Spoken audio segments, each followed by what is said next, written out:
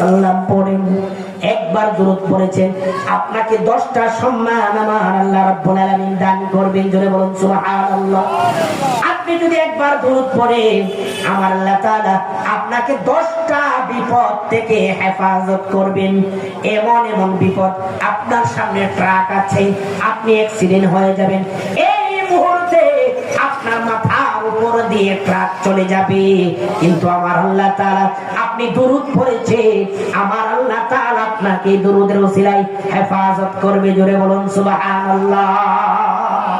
আপনি ক্ষেতের মধ্যে কাজ করতেছেন, আপনি ধান লাগাচ্ছেন, আপনি জ্বালা লাগাচ্ছেন, আপনি অফিসের মধ্যে বসে আছেন, আপনি চাকরি করতেছেন, আপনি ফ্রি সময়ের মধ্যে সাল্লাল্লাহু আলাইহি সাল্লাম পড়বেন, সাল্লাল্লাহু আলাইহি সাল্লাম পড়বেন, আউলান নাসি বি ইয়াউমাল কিয়ামাহ, কাল কিয়ামতের ময়দানে আমার নবীজির নিকট সবচাইতে কাছে, আউলান নাসি বি ইয়াউমাল কিয়ামাহ আকসারহুম আলাইয়া সালাতান, যেই ব্যক্তি নবীর উপরে বেশি বেশি দুরূদ পড়লো, ওই ব্যক্তি কাল কিয়ামতের ময়দানে আমার নবীজির সবচাইতে কাছে যাবে।